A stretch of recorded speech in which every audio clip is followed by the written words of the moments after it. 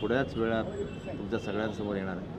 कारण परंपरा या सिनेमाची निर्मिती हरीश आणि अँड्र्यू यांनी केलेली आहे. प्रणय निशाकांत तेलंग या सिनेमाचे दिग्दर्शक आहे. या सिनेमात मीना जामकर, प्रशांत नेमंड आणि मीसुद्धा या सिनेमात आहे. तर आज या सिनेमाचा पहिला प्रीमियर आपण ज्याला म्हणतो तो आहे. आणि आज 12-13 वर्षाची जी सगळ्यांची मेहनत आहे, सगळ्या टेक्निशियनची मेहनत आहे, सगळ्या सेटिंग लाईटवाल्यांची जी मेहनत आहे, त्या सगळ्यांसाठी आज असा दिवस आहे की जे आपण जे केलं आहे, आपण सगळ्यांनी जी मेहनत घेतली ती आज सगळ्यांना आपलं पडद्यावर दिसणार आहे. त्यासाठीचं म्हणून आजचं योजना आहे. आणि तुम्ही सगळे एवढ्या मोठ्या संख्येने आलात त्याबद्दल तुमचं स्वागत. या सिनेमाची एकूण जी भूमिका आहे सिनेमा करण्यामागची की माणसाला बऱ्याच वेळा आयुष्यात निर्णय घेता येत नाही, ठरवता येत नाही की नक्की आपण कुठल्या बाजूला उभं राहायचं, कुठली बाजू घ्यायची, कुठल्या बाजूने उभं राहायचं, कुठल्या बाजूचं समर्थन करायचं, कुठल्या बाजूचा विरोध करायचा, ते त्या माणसाला कळत नाही. अशा एका माणसाची गोष्ट आहे. आणि त्याला मग मित्रपरिवार आहे.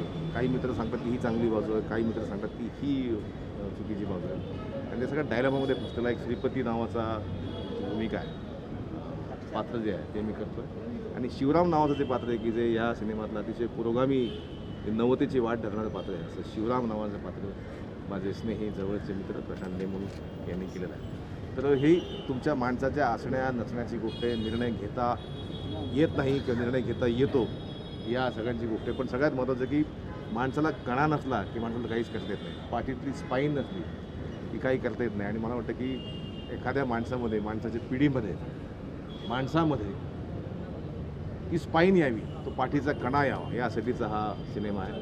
आणि प्रत्येकाने हा सिनेमा पाहून घरी जाताना सगळ्यांना असं वाटलं पाहिजे की मी कुठल्या बाजूचं आहे, मी काय बाजू घेतली पाहिजे, मी कुठल्या बाजूचं समर्थन केलं पाहिजे.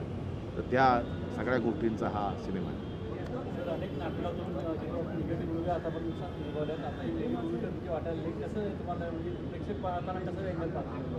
नाही, आपण कलावंत म्हणून स्वतःला नेहमी ट्राय करत असतो की कधी खलनायक, कधी पॉझिटिव्ह रोल आपण करत असतो. पण कलावंत म्हणून आपण ही बाजू ती बाजू दोन्ही बाजू आपल्या एक्सप्लोर करत असतो. त्याच्यामुळे कुठलीच एकच इमेज, एकच एक गोष्ट आपल्या आयुष्यात नसते.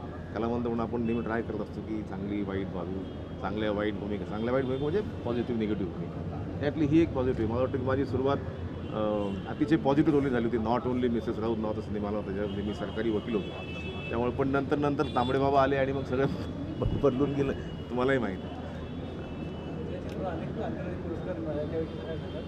पुरस्कार मिळणं म्हणजे सगळ्या टीमच्या पाठीवर एक कौतुकाची थाप असते. आणि कौतुकाची थाप ही फार महत्त्वाची. मला वाटतं की मी पण माझ्या गावी जेव्हा लोक कौतुकाची थाप पाठीवर मारायचे की छान काम करतोय, ती कौतुकाची थाप मला इथपर्यंत घेऊन आली. म्हणजे एखाद्या कलावंताचा सिनेमा प्लाझाला लागणं त्यासाठी फार मोठी गोष्ट असते. म्हणजे आपण ज्याला पंढरी म्हणतो, जशी आपली पंढरपूर आहे, तुळजाभवानी आहे, जशी दीक्षाभूमी आहे, या सगळ्यांसाठी आपण म्हणतो की ही ती पंढरी असते. तर तेव्हा आपला सिनेमा तिथं लागावा असं वाटतं. आणि आम्हा सगळ्यांचा सिनेमा तिथं लागला एक मोठी आनंदाची गोष्ट असते. हिंदी आणि मराठी दोन्ही चित्रपटसृष्टीत तुम्ही काम करता. दोन्ही इंडस्ट्रीमध्ये काम करताना फरक काय जातो? ही आपली आहे ती थोडी मोठी व्यापक आहे. इथला व्यवहार मोठा आहे. पण इथल्या विषयांचं वैविध्य जे आहे ते सगळीकडे नाही. कारण म्हणजे आता हिंदी सिनेमासुद्धा आता विषयाच्या वैविध्याकडे यायला लागलेला आहे. आणि मला वाटतं की सगळे मिळून आपण माणसांचे सिनेमे सांगायचा प्रयत्न करतो. म्हणजे फार पूर्वी हिरोंचे सिनेमे यायचे, हिरोंचं लाईफ असायचं, सगळे हिरो हिरो हिरो, मग एक हिरो येणार, मग विलनला मारणार आणि तो विजय होणार, निघून जाणार. पण काही पराभूत माणसाच्या पण काही गोष्टी असतात की नाही, माणसं हरतात पण नाही कधी कधी. त्या हरणाऱ्या माणसाची गोष्ट, त्या हरण्यातून जिंकणाऱ्या माणसाची गोष्ट आपण म्हणत असतो. सर, हल्ली दिसत आले की भाषांची काही कोणतं बाउंड्रीज राहिली नाही, कोणतं हे राहिले नाही. तर ज्या प्रकारे आता भाषांमध्ये म्हणजे आता ज्या प्रकारे तुम्ही हिंदीचा उल्लेख केला, तर हिंदी किंवा कोणतीही भाषा जे स्पेशली इंडियामध्ये होतात, तर आता कोणतीही कोलॅबोरेशन कोणत्याही भाषेसोबत आपण काम करू शकतो, कुठेही आपण हे करू शकतो. तर त्याची काय आता बाउंड्री राहिलेली नाही. तर याच्याबद्दल हे जे आता नॅशनल लेवलचं कोलॅबोरेशन तुम्हाला कसं आढळून येतं आणि एक अभिनेते म्हणजे एक्सपिरियन्स अभिनेता असून कसं तुम्ही याच्याकडे बघता? पूर्वी सिनेमा फक्त भाषेतनं बोललं जायचं की ही हिंदी आहे, ही उर्दू आहे, ही पंजाबी आहे. पण आता सिनेमाचे विषय असे आलेत की ते सर्व व्यापी विषय सगळ्या समजतात ते. आणि फिल्म मेकरसुद्धा, दिग्दर्शकसुद्धा तो सिनेमा असा मांडतात की तो भाषा जरी नाही कळली तरी व्हिज्युअलमधनं, टेकिंगमधनं सगळ्यांना कळला पाहिजे. असं ते नवीन. या सिनेमात जे तुमचे सहकलाकार आहेत, मीना जामकर, या बाबू बँडबाजा या सिनेमात गेली तुमच्यासोबत? नाही, त्या दुसऱ्या. या मीना जामकर राजांसोबत काम करण्याचा अनुभव? अतिशय अतिशय उत्तम. म्हणजे मला वाटतं आजच्या घडीला तर उत्तम अभिनेत्रींची संख्या काढली 10-12 तर त्याच्यामध्ये त्यांचं नाव आहे.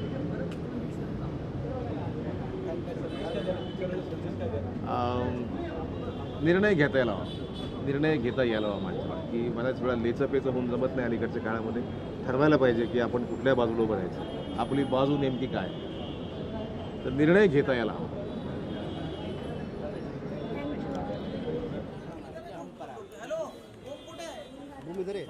पोडियम रखवा दो वसीम भाई। सर यहाँ पे देखिए, यहाँ पे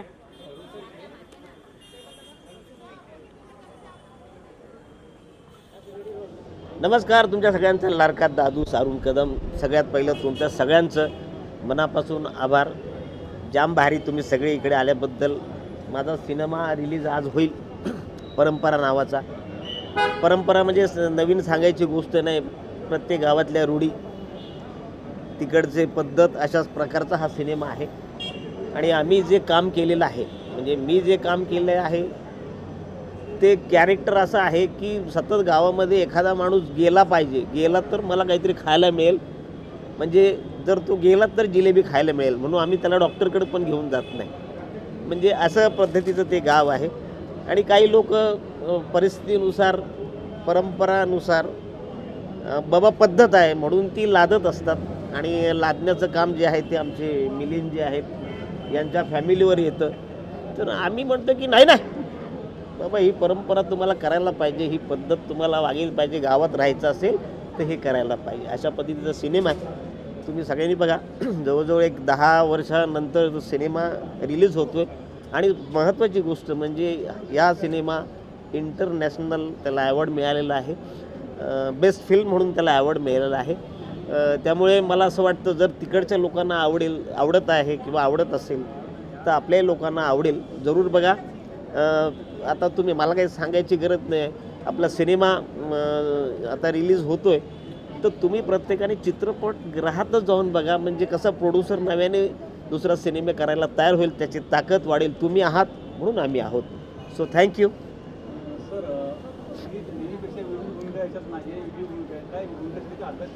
हां, म्हणजे थोडंसं ब्लॅक ह्युमर आहे त्याच्यामध्ये, की म्हणजे असं कॉमेडी प्रॉपर नाही आहे, पण त्याच्यातून थोडंसं म्हणजे बाबा एखादा माणूस गेला किंवा आता कार्याचा दिवस ठरला तर आम्ही एक रिॲक्शन देतो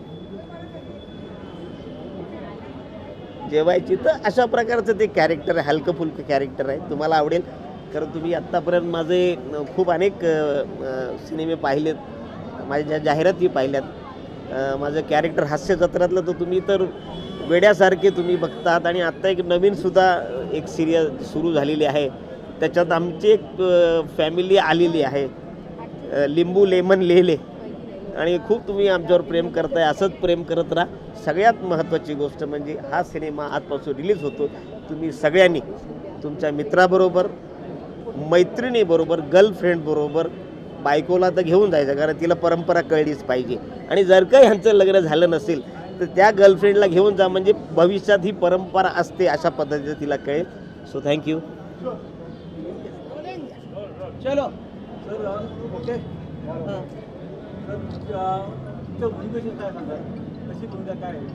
नमस्कार.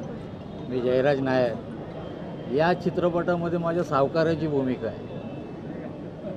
मुद्दल राहिली तरी चालेल पण व्याज द्या बाबा, असा सावकाराचा कॅरेक्टर आहे. चित्रपट पाहिल्यानंतर तुम्हाला आवडेलच, बघेलच. चित्रपट खूप छान झाला आहे. या चित्रपटाचे स्टोरी म्हणजे समाजामध्ये काही प्रथा असतात, काही रूढी असतात, काही परंपरा असतात. काही रूढी कालांतराने ते कालबाह्य होतात, पण काही वडिलोपार्जित असलेली रूढी शक्यतो बदलत नाही. पण त्या रूढीचा काही कुटुंबावर खूप विचित्र परिणाम होतो, त्यांना त्या रूढीचा खूप त्रास होतो. अशा प्रकारचं हे सगळं या चित्रपटामध्ये हे सगळं दर्शवलं आहे. या चित्रपटामध्ये तुम्ही पाहिल्यानंतर तुम्हाला कळेलच त्या परंपराची, त्या कुटुंबाची काय अवस्था होते. या चित्रपट पाहिल्यानंतर तुम्हाला कळेलच. आणि हे चित्रपट महोत्सवामध्ये बऱ्याच ठिकाणी प्राईज म्हणजे अवॉर्ड मिळाला या चित्रपटाला. म्हणून मला असं वाटतं, मी कळकळीची विनंती करतो की हे चित्रपट तुम्ही थिएटरला येऊन नक्कीच बघा, तुम्हाला नक्कीच आवडेल. या चित्रपटाचे डिरेक्टर आहेत प्रणय तेलन, कथासुद्धा त्यांचीच आहे. त्यांनी खूप छान टेकिंग केलेलं आहे या चित्रपटाचं. जेव्हा कॅमेरामन आणि डिरेक्टर हे जेव्हा संगनमताने जेव्हा शॉट घेतात त्यावेळी कुठलाही प्रोजेक्ट असो तो नक्कीच चांगला होतो. हे चित्रपट पाहिल्यानंतर तुम्हाला कळेलच. तुम्ही आवर्जून हे चित्रपट बघा अशी माझी कळकळीची विनंती.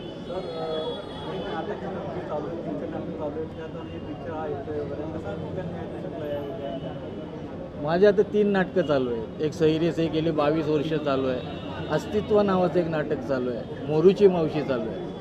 या सगळ्या चित्रपटामधून सुद्धा ही फिल्म करताना मला एक म्हणजे खूप वेगळा अनुभव आला. कारण आम्ही एका खेड्यापाड्यात शूटिंग करत होतो. कसलाही त्रास नाही, डिरेक्टरीची आरडाओरड नाही, अतिशय शांततेने या चित्रपटाचं चित्रीकरण झालं. त्यामुळे खरंच मी आवर्जून सांगतो की हे चित्रपट तुम्ही बघा. कारण चित्रपट महोत्सवमध्ये याला गौरविलेला चित्रपट आहे.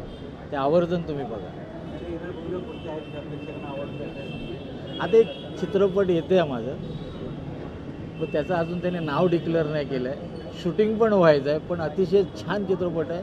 ते नंतर आल्यानंतर कळेलच तुम्हाला. बाकी नाटकं चालू आहेत माझी. माझं नाव नम्रता पावसकर आणि मी या चित्रपटामध्ये यशोदेची भूमिका केलेली आहे. आणि तुम्ही हा चित्रपट बघितल्यानंतर मी काय करते हे तुम्हाला त्या चित्रपटामध्येच जास्त चांगलं बघता येईल. खरं सांगायचं झालं तर चित्रपट हा भारतीय लोकांच्या एक मनातला विषय आहे, जिव्हाळ्याचा विषय आहे. आणि आपण चित्रपटातून त्या गोष्टी मांडत आलो आहोत आजपर्यंत, ज्या गोष्टी भारतीय माणसांच्या मनामध्ये आहे. आणि मला वाटतं परंपरा या निमित्तानं आम्ही लोकांच्या घरामध्ये, गावामध्ये आणि ऑल ओव्हर सगळीकडेच जगभरामध्ये ज्या काही परंपरा नावाच्या गोष्टी असतात त्याच्याविषयी भाष्य करण्याचं एक फार मोठं काम केलेलं आहे. आणि मला वाटतं की तुम्ही सगळ्यांनी तो सिनेमा थिएटरमध्ये पाहावा आणि मग तुम्हाला त्याच्या पाठीमागचं सत्य आणि करावं नाही करावं हा विचार करण्याची एक किल्ली मिळू शकेल तुम्हाला त्याच्यामधनं.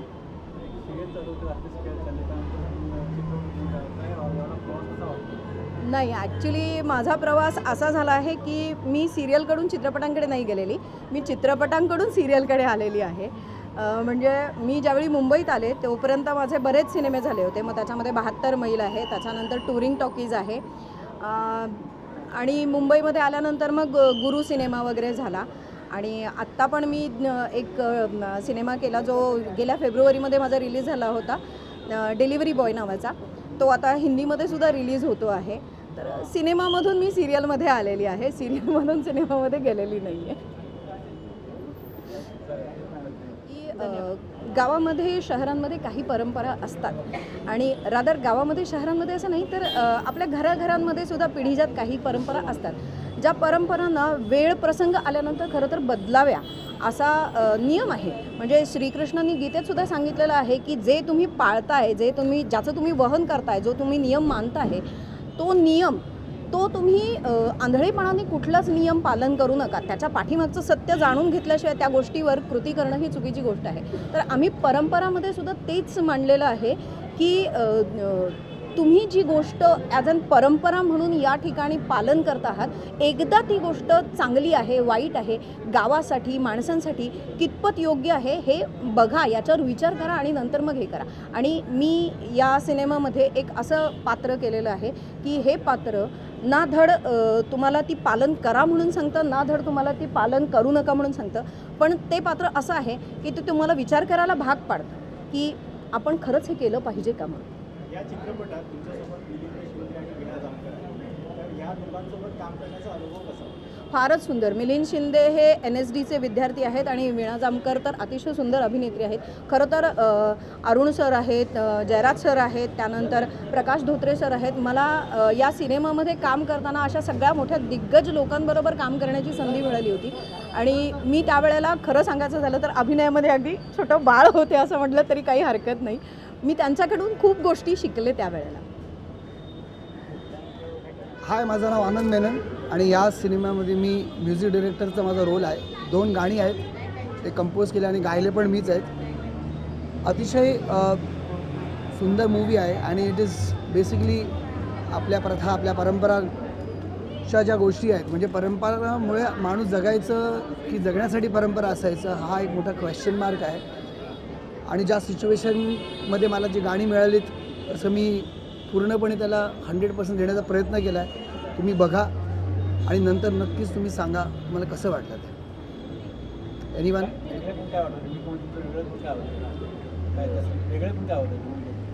गाण्यामध्ये वेगळं असं होतं, एकतर तुम्ही आजच्या काळात ना तुम्ही एकदम गावातला आणि एक अशा सिच्युएशनमध्ये जास्त करून सॅड सॉंग्स जे असतात ते इमोशन्स आणि ते क्रिएट करणं जरा डिफिकल्टच असतो एका सिंगरला, एका म्युझिक डिरेक्टरला.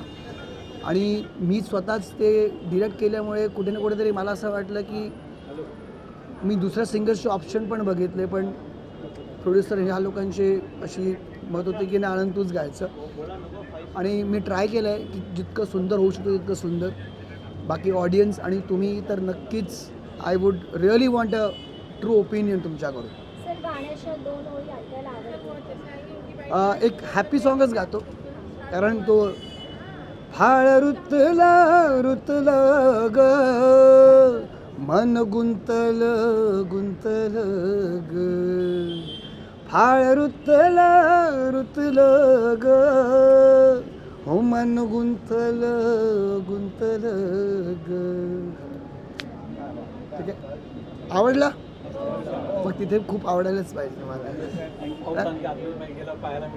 नहीं नक्कीच नक्कीच नक्कीच. Thank you so much. तो मेरा नाम हरीश कुमार है, मैं इसका निर्माता हूँ. साथ में एंड्रू रेबेल हम मिलके इस फिल्म को प्रोड्यूस किया है एंड फैजल पोपेरे जो है सह निर्माता है. सो को प्रोड्यूसर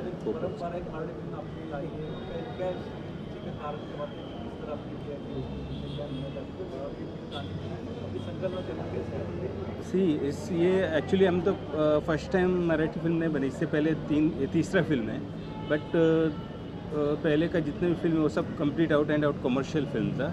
ये थोड़ा सा लाइक कंटेंट बेस्ड फिल्म है. इसमें थोड़ा सा लाइक कि एक रिचुअल को लाइक यू नो दैट कैसा है ये, क्यों है ये, इसके बारे में तो बता देता है. और इसमें सबसे मेन चीज़ जो एक्टर्स जो है, जो मेन जो लीड काम किया है, जो मिलिंद शिंदे सुने ने जो कैरेक्टर को लेके गया, जो एक प्रोटोगनिस्ट है, सो वो उसका एक सर्वाइवल है पूरा, एक रिचुअल को लेके. एक महाराष्ट्र में ये 13वीं का जो है ना हर जगह है, वो ऑल ओवर इंडिया में. महाराष्ट्र में एक 13वीं जो मनाते हैं, इसमें जो स्ट्रगल होता है, एक किसान है लाइक उसका जो स्ट्रगल है, उसके पास खुद के लिए खाने के लिए पैसा नहीं है, वो पूरा गांव को कैसे खिलाएगा, 1000 लोगों को खाना कैसे खिलाएगा. अगर नहीं खिलाता है तो एक ये प्रॉब्लम है, उसको बैन किया जाता है, गांव से निकाल दिया जाता है. दैट इज़ एक प्रेशर है. और दूसरा एक सबसे बड़ा प्रेशर है कि कम पढ़ा लिखा है. एक उसके दिमाग में ये है कि अगर मैं इसका ये 13वीं नहीं मनाऊँगा तो मेरा बाप को मोक्ष नहीं मिलेगा. ये एक और प्रेशर है. इस प्रेशर से उसने जब जैसे उसका बाप का डेथ होता है तो उसके बाद वो स्ट्रगल है उसका, सो कैसा वो उसके लिए पैसा जमा करता है और कहाँ तक उसका पूरा हो जाता है. और उसमें उसके वाइफ और उसका बॉन्डिंग बहुत स्ट्रॉन्ग है, वो फुल सपोर्टिव रहती है उसमें. कि एक वुमेन के, एक औरत के लिए भी एक मोटिवेशन है कि आदमी कितना भी तकलीफ में हो उसका साथ नहीं छोड़ता. वो साथ में उसको लास्ट तक साथ देती है. वो हर जगह उसका एक स्ट्रेंथ बन के खड़ी हो जाती है. और इसमें बाप बेटे का एक इमोशन है और बॉन्डिंग है दोनों का. एक पारिवारिक फिल्म है. और हम कोई भी इसमें किसी भी अपना जो धार्मिक मान्यता है उसके खिलाफ या उसका अगेंस्ट नहीं बनाया फिल्म. ये एक ऐसा है कि इसका जो साइड इफ़ेक्ट्स है, इसमें जो तकलीफ़ है, अब जैसे हम लोग किसी का शादी में जाते हैं, किसी को गिफ्ट दे देते हैं, पैसा देते हैं, लेकिन वहाँ पे भी खाने के लिए जाते, खाना सब दिया जाता है, फूड वगैरह.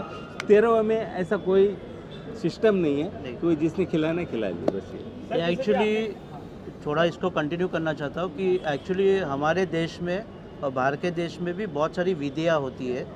अभी जो ट्रेडिशन जिसको हम बोलते हैं वो मैन मेड ट्रेडिशन भी रहते हैं. तो हमारे यहाँ पे भी जैसे कि आदमी ने जो बनाया है, तो हो क्या रहा है कि आज के इसमें हम लोग रूल रेगुलेशन बना लेते हैं सोसाइटी में जगने के लिए, लेकिन हम लोग ऐसे रूल रेगुलेशन बना लेते हैं जिसमें हम ही जकड़ लेते हैं अपने आप को, हम आगे बढ़ नहीं पाते.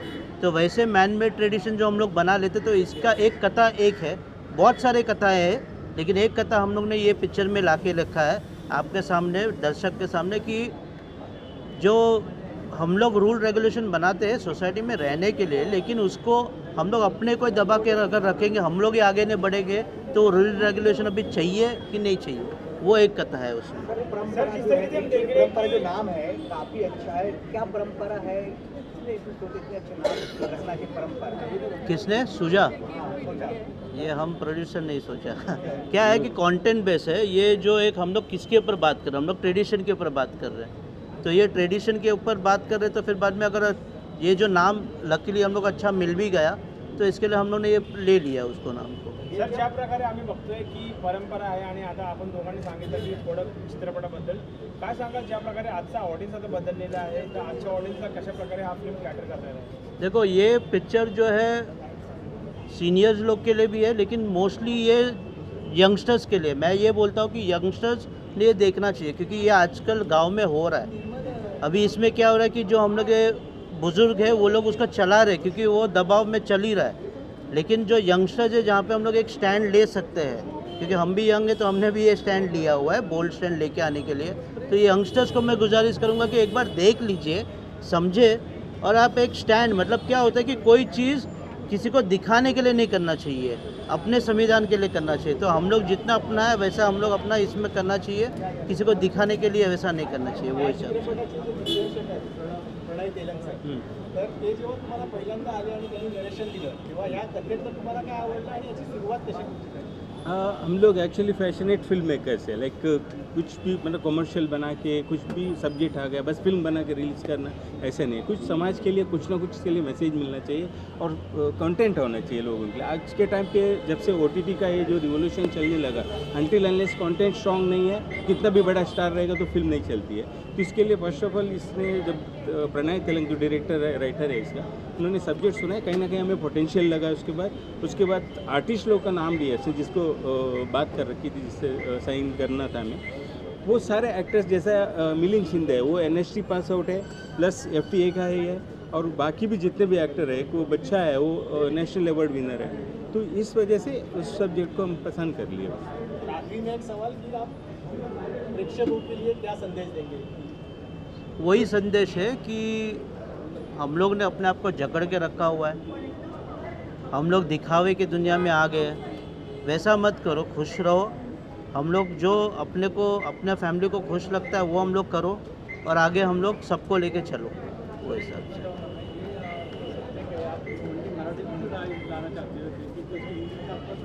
लेकिन डायरेक्टर जो ये इसमें एक्चुअली मराठी एक फिल्म मराठी का जो सब्जेक्ट के हिसाब से या मराठी में हमेशा कंटेंट बेस्ड फिल्म ज़्यादा चलती है। मराठी का आप जो भी फिल्म देखोगे उसमें कहीं ना कहीं एक मैसेज रहता है, या कोई रिचुअल को, या कोई गांव का कोई एक प्रथा को लेके चलना है, वो फिल्म हमेशा चली है। तो इसके लिए पहले हमने मराठी का सोचा, अगर इसके बाद अच्छा रिस्पॉन्स हुआ डेफिनेटली इसको ऑल ओवर इंडियन, पैन इंडिया लेवल पे इसको रीमेक करने का प्लान है।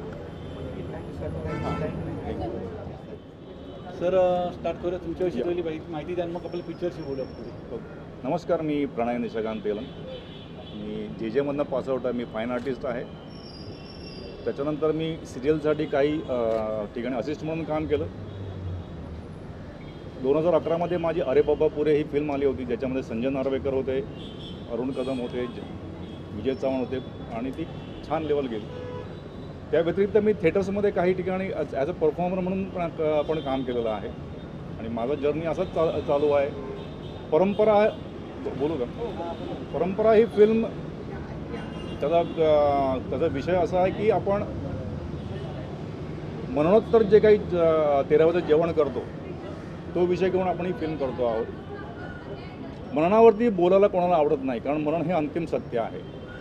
पण समाजातील काही लोक जेव्हा तुमच्यावरती अशा प्रथा लादतात, कारण ज्या समाजामध्ये आपण राहत असतो त्याच्यातल्या काही परंपरा असतात. परंपरा म्हटलं की रूढी आल्या, प्रथा आल्या, पण समाजातली काही लोक त्यांच्या स्वार्थापोटी जेव्हा तुमच्यावरती त्या प्रथा लादायचा प्रयत्न करतात आणि तुम्ही त्या प्रवाहामध्ये वाहत जाता, आणि तुम्हाला जो काही त्रास होतो तो त्रास आपण ह्या परंपरा चित्रपटात मांडण्याचा प्रयत्न केलेला आहे. श्रीपती हा या प्रथेविरुद्ध लढण्याचा प्रयत्न करतो आहे, पण कुठेतरी त्याची एक मानसिक अवस्था आहे की प्रथा पाळायची की नाही पाळायची. जर प्रथा पाळली तर त्याला मे बी गावकऱ्यांचा त्रास होऊ शकतो, प्रथा नाही पाळली तर त्यांना गावकऱ्याचा त्रास होऊ शकतो, आणि प्रथा पाळायची असेल त्याला बायकोचा विरोध आहे. ह्या मानसिक द्वंद्वामध्ये त्याचा जो काही जर्नी आहे तो आपण परंपरामध्ये मांडण्याचा प्रयत्न केला आहे. या कथेमध्ये तुम्ही अभ्यास केला होता की अगोदर ही कथा अशा रीतीने मांडायची किंवा काही ग्रामीण लोकांचा तुम्ही अभ्यास केला होता की कशा रीतीने आपण हे करावी? आमचे एक नातेवाईक होते, डॉक्टर होते ते. त्यांचा दवाखाना होता पोर्तुगीज चर्चला. तिथे येणारे जे वर्कर्स होते ते दादरमध्ये जे काही शॉपिंग सेंटरमध्ये जे काही कामगार आहेत ते त्यांच्याकडे उपचारासाठी यायचे. डॉक्टर त्यांना म्हणायचे की तुम्ही स्वतःवरती उपचार करा जेणेकरून तुम्ही लवकर बरे व्हाल. पण ते कामगारांचं म्हणणं असं होतं की मी आमच्या स्वतःवरती पैसा खर्च करू शकत नाही, कारण आम्ही हा जो काही पैसा कमवतो तो आमच्या आईवडिलांसाठी असतो, कारण ते आईवडील मेल्यानंतर त्यांना आमच्या गावाला सोनं दान करावं लागतं. याच्यातनं मला ती कथा सुचत गेली आणि जेव्हा त्याचा अभ्यास केला तेव्हा असं कळलं की प्रत्येक गावागणित ह्या प्रथा आहेत, प्रत्येक समाजागणित काही प्रथा आहेत, काही रूढी आहेत. आणि त्याप्रमाणे आपण ही प्रथा 13व्याचं जेवण करताना सपोज आपण ते गाव जेवण द्यायचा प्रयत्न केला तर तो किती त्रासदायक ठरू शकतो. आणि तसं करताना जेव्हा समाजातील लोक तुमच्यावर ते बंधन करतात, तुमच्यावरती जबरदस्ती करतात की तुम्हाला गाव जेवण द्यायलाच पाहिजे. समाजामध्ये आपण प्रथा किंवा रूढी स्वतःच्या आनंदासाठी करत असतो. काही सण आपण आपल्याला आनंद वाटावा म्हणून करत असतो, पण कोणाच्या तरी स्वार्थापोटी जेव्हा तो सण तुमच्यावरती लादतात किंवा ती प्रथा तुमच्यावरती लादतात, जेव्हा त्याचा जो तुम्हाला त्रास होतो त्याचा हा प्रवास आपण ह्या परंपरा चित्रपट मांडण्याचा प्रयत्न केलेला आहे. सर, ज्या प्रकारे पोस्टरमध्ये बघितलं की बऱ्याच फिल्म फेस्टिवलमध्ये आपली फिल्म नॉमिनेटेड झाली आहे आणि चांगले पुरस्कार वगैरे भेटले असं दिसून येत आहे, तर जे ॲस्पायरिंग डायरेक्टर्स आहेत त्या लोकांना तुमची ॲडवाईस काय लागते? नाही, मी ॲडवाईस द्यायचा काही प्रयत्न करत नाही, पण नाही आपण काय केलं या परंपरामध्ये वास्तविक मांडायचा प्रयत्न केला. कुठे आपण फिल्म म्हणतात ना की काही फिल्ममध्ये स्टार असतात, ही माणसांची फिल्म आहे, ही मातीतली फिल्म आहे, ही तुमची आमची फिल्म आहे. याच्यामध्ये कोण स्टार नाही आहे, असं काही मोठं काही घडत नाही, काही चमत्कार घडत नाही, याचा हिरो उठून त्या गावाबरोबर युद्ध करत नाही किंवा मारामारी करत नाही. तो सोचतो, त्याची मानसिक अवस्था आहे की मानसिक द्वंद्व आहे. याच्यामध्ये 3 मित्रांची पण कथा आहे की त्याच्यामध्ये राजाराम आहे, श्रीराम आहे, श्रीपती आहे. राजारामवरती प्रसंग आलेला आहे, त्याचे आईवडील गेल्यानंतर त्यांनी 13व्याचं जेवण केलं, नंतर त्याची परिस्थिती नसताना त्यांनी ते टाळलं, त्याच्यामुळे गावकऱ्यांनी त्याला वाईट टाकलेलं आहे. पण आता श्रीपतीचे वडील गेल्यानंतर श्रीपतीवरती तो प्रसंग आलेला आहे की आता काय करायला पाहिजे. 13व्याचं जेवण करायचं असेल तर त्याला बायकोचा विरोध आहे. तिचं असं म्हणणं आहे की शेतीवाडी विकून आपल्याला कर्ज काढून काही सण साजरे करायचे नाही आहेत, जी काही आपली ऐपत आहे त्याप्रमाणे आपण सण साजरे करूयात. पण तसं करण्यासाठी त्याकडे पैसा नाही आहे. पैसा उभा करायचा असेल त्याला शेतीवाडी किंवा गुरंढोरं त्याला विकावं लागणार आहेत. ती विकायची की नाही विकायची हा त्याचा मानसिक द्वंद्व चाललेला आहे. शिवरामचा ह्या प्रथेला पूर्णपणे विरोध आहे. तो काय म्हणतात, शिवरामचं असं म्हणणं आहे की तुमची जेवढी ऐपत आहे, तुम्हाला जेवढं शक्य आहे तेवढं तुम्ही करा, कर्ज काढून सण साजरे करू नका. आज काय होते, आज लोक तुमच्या घरी जेवायला येतील, 13व्याचं काही असं ना, पण आज तुमच्याकडे खातील, तुम्ही कर्ज काढून त्यांच्यासाठी जेवण कराल, पण त्याच्यानंतर ते विसरून जातील. आज खातील आणि उद्या तुम्हाला नावं ठेवतील किंवा कंपॅरिझन करतील की अरे आज ह्याच्याकडे जेवण चांगलं होतं, उद्या थर्ड माणसाकडे जेवण चांगलं होतं, किंवा त्याच्यानं तुमचं जेवण कंपेअर करेल. त्यांना त्याचा काय तुमच्या दुःखाशी त्यांना काही संबंध नाही आहे. मग तुम्ही काय करायचं, तुम्ही जेवढं तुम्हाला झेपेल तेवढं तुम्ही तुमचे सण साजरे करायचे, कर्ज काढून सण साजरे करायचे नाही आहेत. शिवरामच्या ह्या प्रथेला विरोध आहे. शिवराम श्रीपतीला सांगतो की तू जेवढी तुझी ऐपत आहे तेवढंच तू कर. आता श्रीपतीची मानसिक अवस्था अशी आहे की 13व्याचं जेवण करायचं की ते टाळायचं. आणि हा जो प्रवास आहे 13 दिवसाचा तो आपण या परंपरा चित्रपटात मांडण्याचा प्रयत्न केलेला आहे. ठीक आहे, ठीक आहे.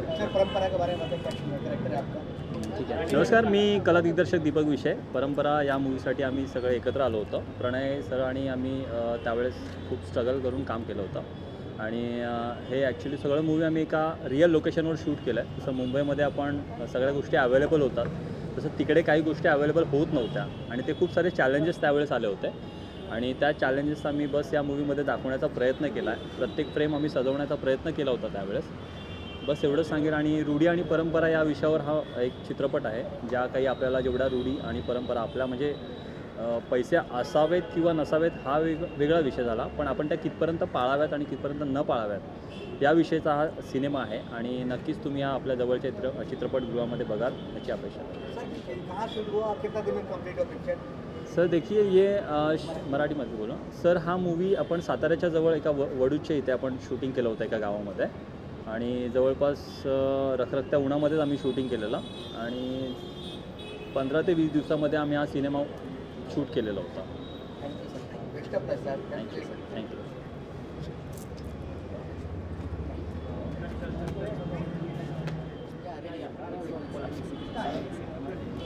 अच्छा, परंपरा ही मराठी चित्रपट आता सध्या सगळीकडे महाराष्ट्रात रिलीज झाली आहे.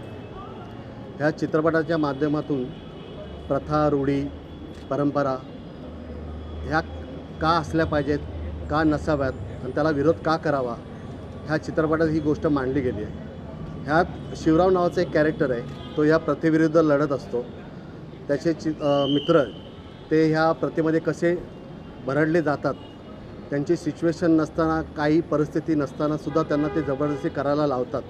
ह्या प्रथेविरुद्ध तो त्यांच्याविरुद्ध उभा राहून आवाज उठवण्याचा प्रयत्न करतो आहे. ह्यात जी भूमिका आहे, हे 2 मित्र आहेत, शिवराम आहे, श्रीपती आहे आणि राजाराम आहे. मित्र कसे असावेत हे ह्या चित्रपटात तुम्हाला दिसेल. म्हणजे आपण एखादा मित्र दुसऱ्या मित्राला उपदेश करत असतो, पण सिच्युएशनच्या वेळी मदत करायची असते ती होत नाही. तर ह्या चित्रपटात ते दाखवलं गेलं आहे. म्हणजे तो बोलतो, उपदेश करतो, पण तेव्हा कळतं ठीक आहे तुला करायचं आहे, त्यावेळी तो त्याला मदत पण करतो. म्हणजे एक मैत्री कशी असली पाहिजे ते ह्या चित्रपटात दाखवलं गेलं पाहिजे. तसं ही स्टोरी ही महाराष्ट्राची नाही आहे ना इंडियाची आहे, ही अख्ख्या जगाची आहे. हे आम्हाला कधी कळलं का जेव्हा आमचा चित्रपट इंटरनॅशनल लेवलला बेस्ट फिल्मचा अवॉर्ड्स घेतो आहे, त्यावर आम्हाला कळलं की ही आपली स्टोरी नाही आहे, एका माणसाची नाही आहे, अख्ख्या जगाची आहे. हे सगळ्या अख्ख्या जगात हे गोष्ट चालू आहे. पण ह्या चित्रपटातून कुठेतरी एक वेगळीच चळवळ निर्माण होते, परंपरा, रूढी, प्रथेविरुद्ध आवाज उठवण्याची ती सुरू झाली. आणि ही चळवळ कंटिन्यू राहावी अशी या चित्रपटातून आम्ही मांडण्याचा प्रयत्न केला आहे. तसंच प्रथा, परंपरा, रूढी ह्या असल्या पाहिजेत, पण ते जगण्यासाठी असल्या पाहिजे, मरण येण्यासाठी नाही. तर ह्यात ती एक भाष्य केलेलं आहे चित्रपटामध्ये. आत्ताच्या पिढीने परंपरा, रूढी, प्रथा का असल्या पाहिजेत, का नसाव्यात ह्याचा अभ्यास करणारा हा चित्रपट आहे. तुम्ही हा चित्रपट बघा आणि तुमच्यातला एक शिवराम आहे तो कुठेतरी जागा करण्याचा प्रयत्न करा. जर तुम्हाला समजलं तर उगाच कुठल्याही प्रथेविरुद्ध आवाज उठवण्याचा प्रयत्न करू नका. प्रथा का निर्माण झाल्या, कशासाठी निर्माण झाल्यात ह्या पहिला तुम्ही समजून घ्या. आणि हे समजणं खूप गरजेचं आहे, कारण आताची पिढी काही गोष्टी समजत नाही आणि डायरेक्ट मूव्ह करते, ते कुठेतरी चुकीचं आहे. तर तुमची विवेकबुद्धी ह्या चित्रपटाने जागृत करा आणि एक चांगली प्रथा, चांगली रूढी हे जगवण्याचा प्रयत्न करा. ज्या वाईट रूढी आहेत, ज्या वाईट प्रथा आहेत, परंपरा आहेत, त्या बंद करण्याचा प्रयत्न करा. बस ह्या चित्रपटातून मी एवढंच सांगायचा प्रयत्न करेन. थँक्स.